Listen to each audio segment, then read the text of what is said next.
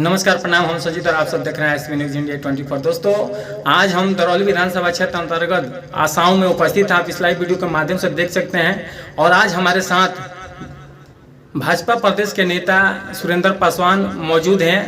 आइए हम आपको दिखाते हैं कि इस समय सिवान में जो सीट शेयरिंग को लेकर के जो चर्चा का विषय बना हुआ है कि आखिर सिवान से कौन होगा एमपी का उम्मीदवार,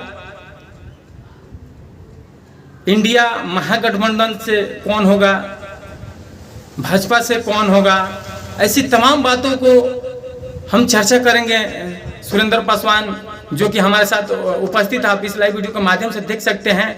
और जो दिल्ली में G20 का सम्मेलन हुआ था, उस पर भी हम चर्चा करेंगे। तो आइए हम बात करते हैं भाजपा प्रदेश नेता सुरेंद्र पासवान से। सर, सबसे पहले आपका स्वागत है हमारे यूट्यूब चैनल में। आपका भी स्वागत है और आपके दर्शकों का भी स्वागत है। सर, ये बताइए कि इस समय एक चर्चा का विषय बना हुआ है कि आखिर सिवान से कौन होगा एमपी का उम्मीदवार, इंडिया महागठबंधन से कौन होगा, आपके जो भाजपा से चूंकि आप ताल्लुक़ रखते हैं, भाजपा के एक कदावर नेता भी हैं आप, तो सर आप ये बताइए कि भाजपा से आखिर एमपी का उम्मीदवार कौन कौन हो सकते हैं सर।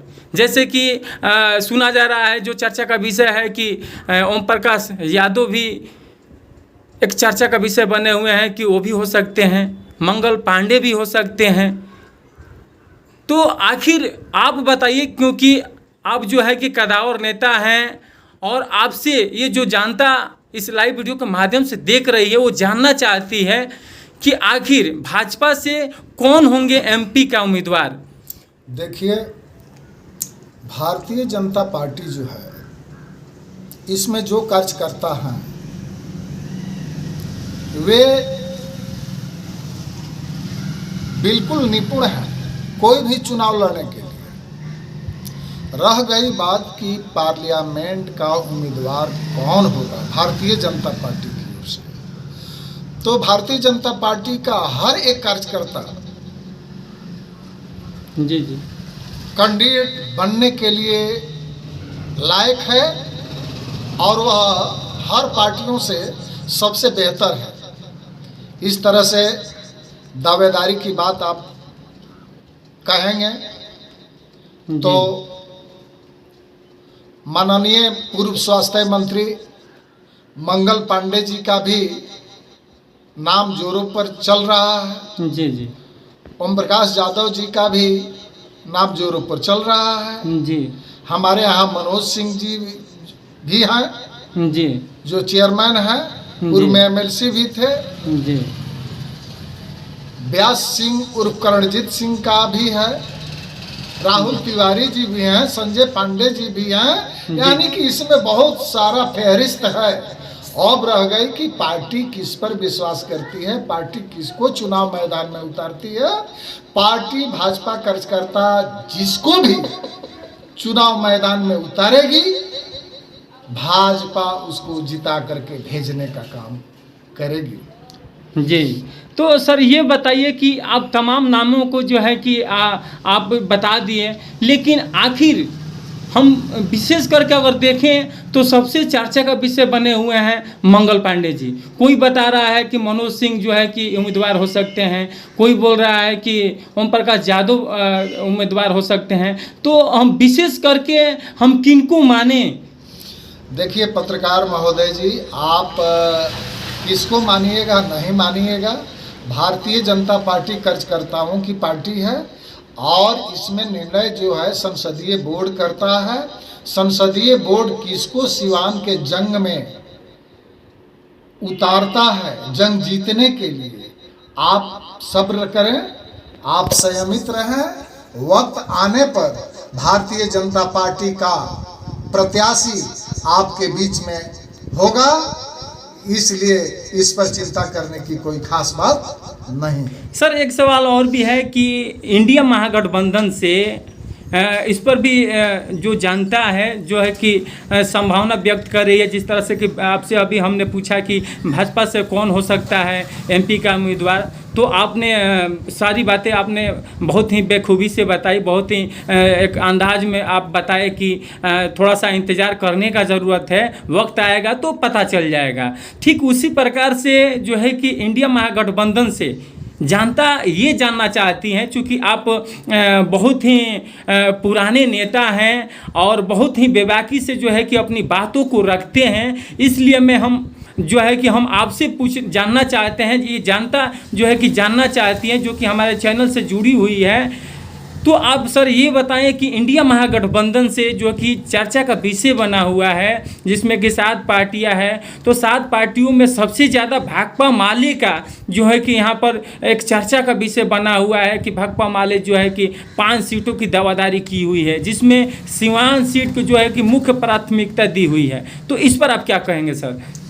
देखिए, ये जो महागठबंधन है, जो आज INDI के नाम से जाना जा रहा है, उस परिस्थिति में जो ये दलों का गठबंधन है, पहले इन दलों के गठबंधन तो है, मगर कौन इसका कैंडिडेट होगा अभी कुछ कहा नहीं जा सकता। जी जी। क्योंकि इन लोगों में जो तालमेल है कि जदयू के खाते में जाएगा कि RJD के खाते में जाएगा कि माले के खाते में जाएगा, पहले तो ये लोग तय कर लें। जी जी। जब यह लोग तय कर लेंगे तब न कोई किसी दल का कैंडिडेट आएगा। तो अभी तो उन लोगों का तय है ही नहीं कि सिवान संसदीय क्षेत्र माले के साथ जा रहा है, कि जदयू के पास जा रहा है, कि RJD के साथ जा रहा है। ऐसा तो कोई संभावना व्यक्त किया नहीं जा रहा है। कभी कभी चर्चा का ये विषय बना हुआ है सर कि जो है कि हिना जो है कि आपके राजद से अगर राजद को टिकट मिलता है तो हिना साहब भी उम्मीदवार हो सकती हैं, आपके अवध बिहारी चौधरी भी हो सकते हैं। जदयू को अगर मिलता है यहाँ का सीट तो आपके कविता सिंह तो पहले से हैं ही, अभी भी हैं, तो उनको भी टिकट मिल सकता है। इधर माले अपना दावादारी जो है कि ठोक रही है, चारों तरफ तैयारी कर रही है जोर तोड़ से।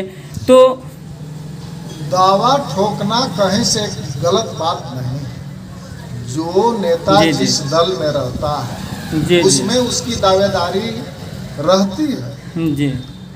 RJD से भी दावेदार लोग हैं, JDU से भी दावेदार, क्या समझिए कि सांसद ही हैं उस दल से। जी। माले भी दावा कर रहा है। जी जी। मगर दावा तब क्रांति में बदलेगा जब किसी एक दल को यह सीट निश्चित होगा कि किस दल को जाए।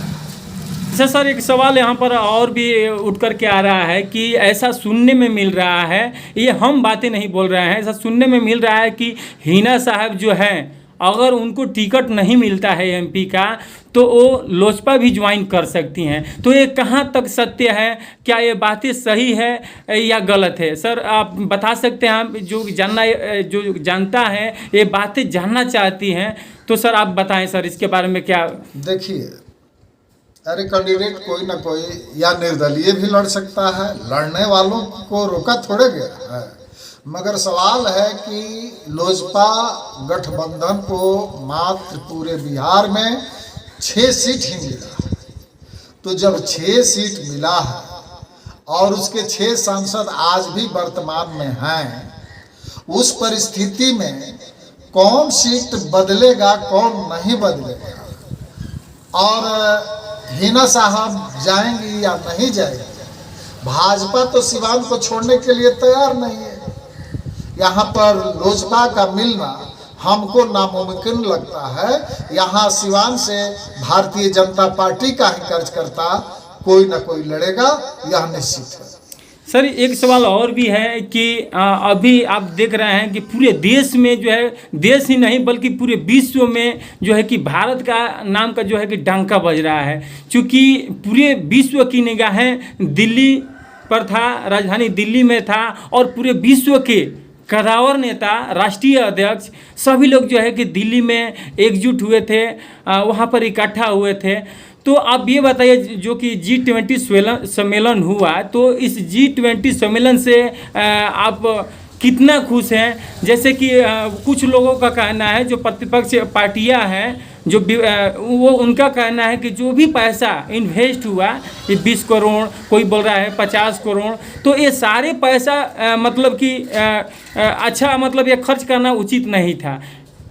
देखिए, अरे विपक्ष है, विपक्ष कुछ भी कह सकती है, मगर आप समझिए कि भारत में कभी G20 हुआ था क्या? जी नहीं। माननीय प्रधानमंत्री मोदी जी के नेतृत्व में वर्षों के बाद यह पहली बार है जो भारत में G20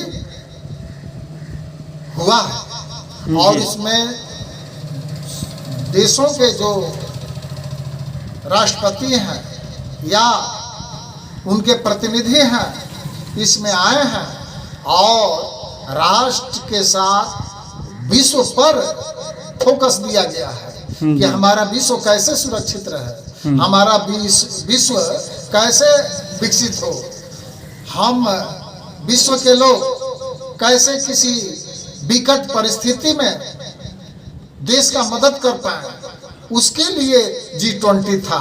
जी जी। और यह अपने आप में महत्व रखता है, और दिल्ली के धरती पर जो आगंतुक, जो हम लोगों के अतिथि के रूप में आए थे, तो उनकी सेवा जरूरी है कि नहीं? बिल्कुल जरूरी है। लेकिन सर ये बताइए कि ये जो G20 सम्मेलन हुआ था, महासम्मेलन हुआ था, जिसमें कि 20 देशों के जो है कि राष्ट्राध्यक्ष, उनके सरकारी कर्मचारी यहाँ पर आए हुए थे, लेकिन उसी G20 सम्मेलन में रूस के जो राष्ट्रपति हैं व्लादिमीर पुतिन जी, शी जिनपिंग जी, जो कि आपके चीन के राष्ट्रपति हैं, ये दोनों जो है कि भाग नहीं लिए। इस पर आप क्या कहेंगे सर?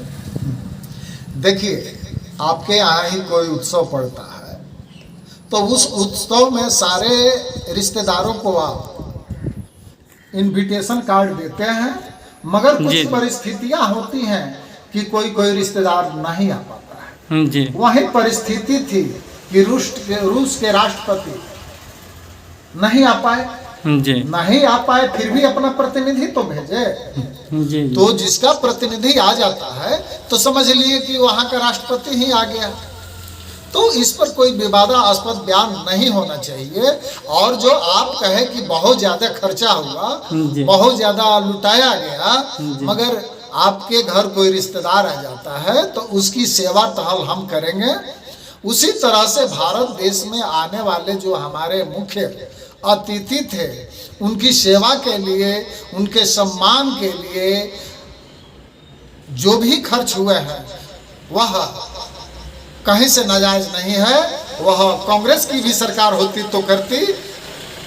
इस तरह का कोई कुठारा प्रहार सही नहीं है।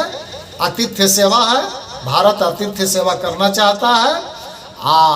कुटुंब की सेवा सर्वोपरि है, इसलिए जो भी सेवा हुआ है उस पर कहीं गलत नहीं है, सही है। अच्छा सर, ये एक सवाल और भी है कि ये जो G20 सम्मेलन हुआ था,